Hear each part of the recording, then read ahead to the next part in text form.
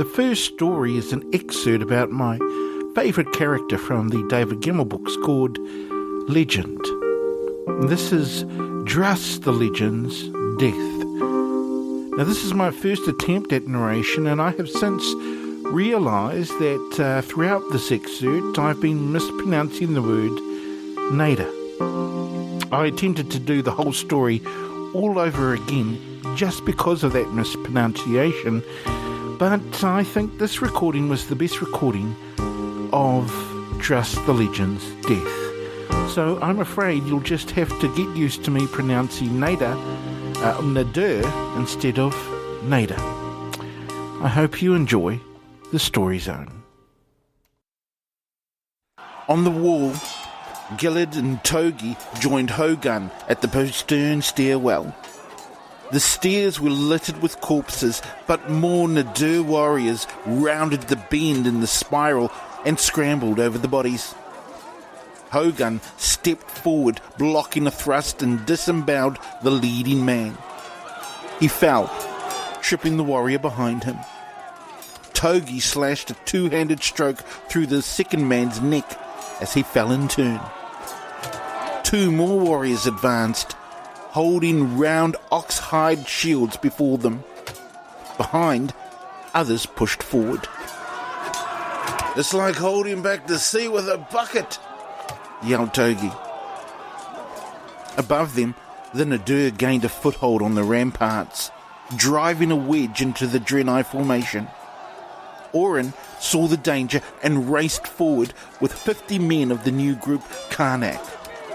Below them to the right, the battering ram thundered against the giant gates of oak and bronze.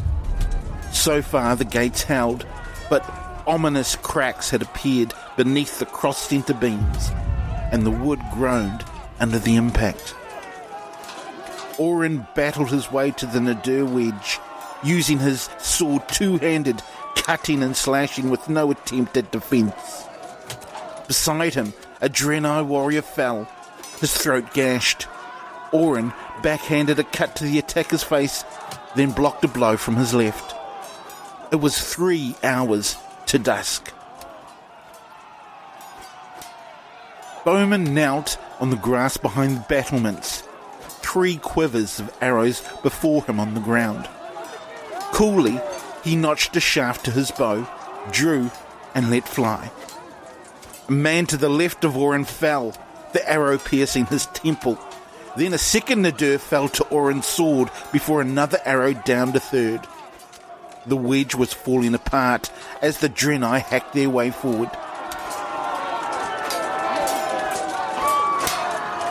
At the stairwell, Togi was bandaging a long gash in his forearm while a fresh squad of Legion warriors held the entrance.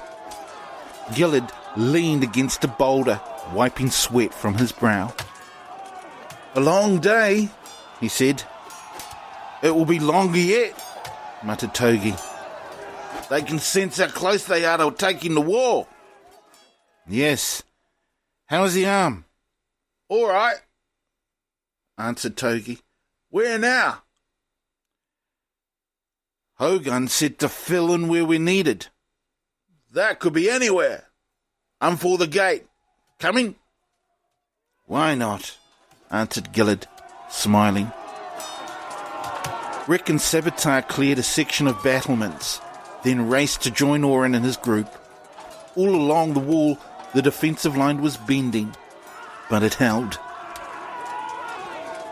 "If we can hold out until they reform for another charge, we may yet have time to get everyone back behind Valtteri," yelled Orin as Rick fought his way alongside.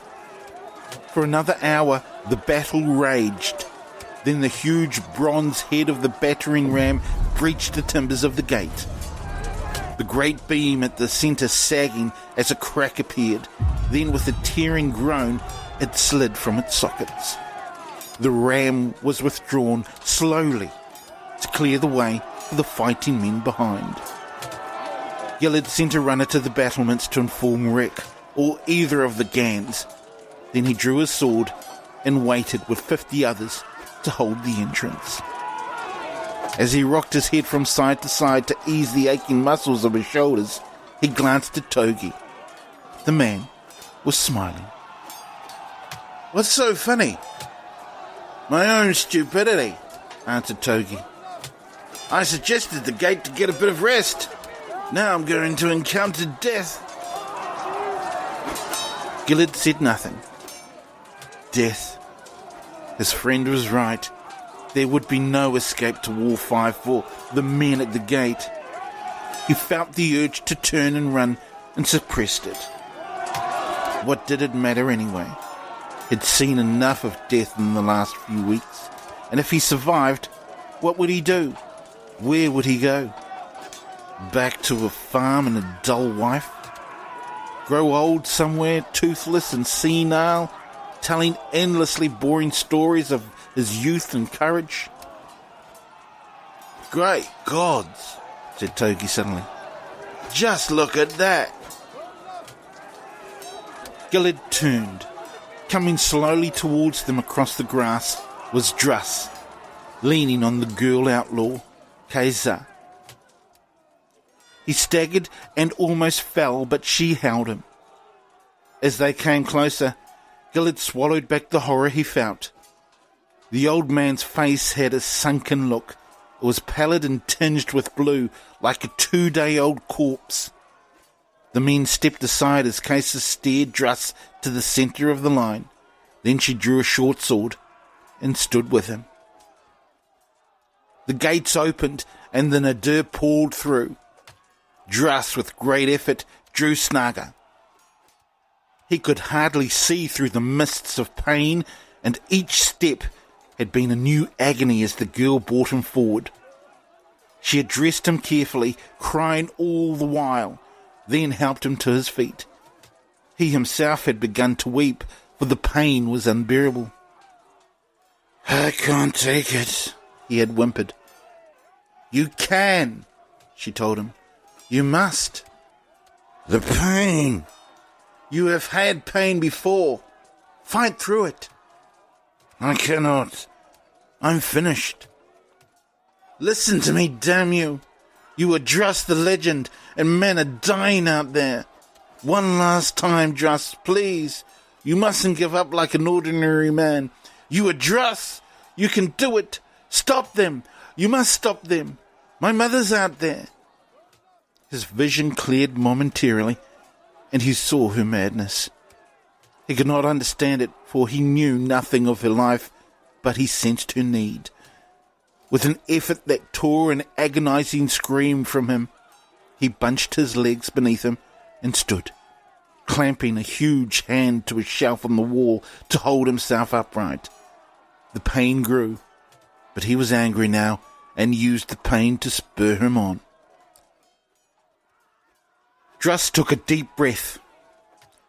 "Come on, little Keza, let's find your mother," he said. "But you'll have to help me. I'm a little unsteady." The Nadir swept through the gates and onto the waiting blades of the Drenai. Above them, Rek received word of the calamity. For the moment, the attack on the wall had ceased, as men massed below in the gate tunnel. "Back!" he shouted. "Get to Wall 5!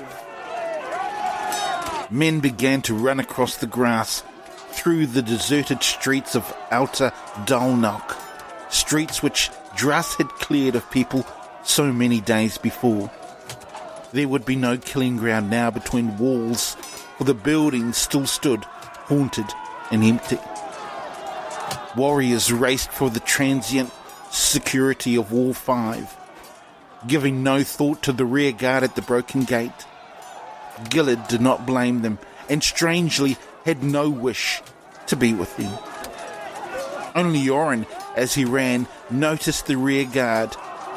He turned to join them, but Servitar was beside him, grasping his arm. "No," he said. "It would be useless." They ran on. Behind them, the Nadir breasted the wall and raced in pursuit. In the gateway, the carnage continued. Druss, fighting from memory, hacked and slashed at the advancing warriors. Togi died as a short lance hammered into his chest. Gillard did not see him fall. For Caesar, the scene was different. There were 10 raiders and Druss was battling against them all. Each time he killed a man, she smiled. 8, 9.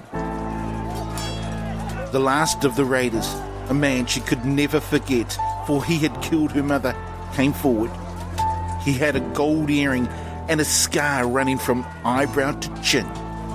Lifting her sword, she hurled herself forward, ramming the blade into his belly.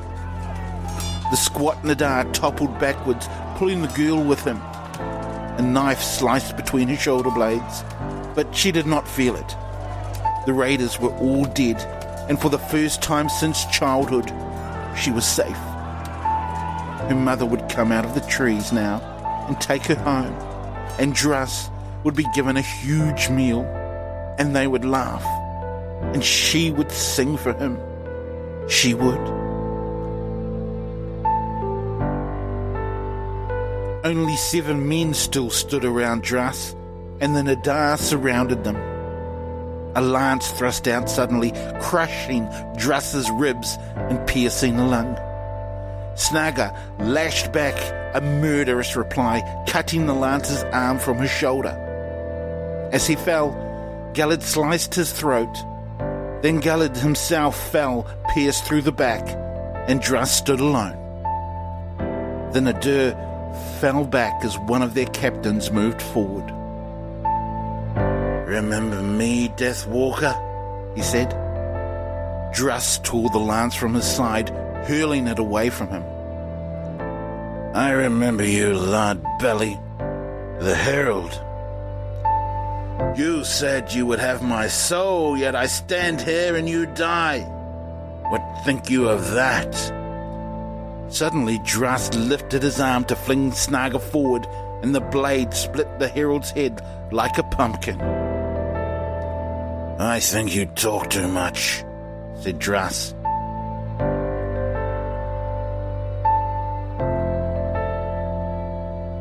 He toppled to his knees and looked down to see the lifeblood flowing from him. Beside him, Gillard was dying, but his eyes were open. "It was good to be alive, wasn't it, boy?" Around them, the Nadar stood, but no move was made against them. Druss looked up and pointed at a warrior.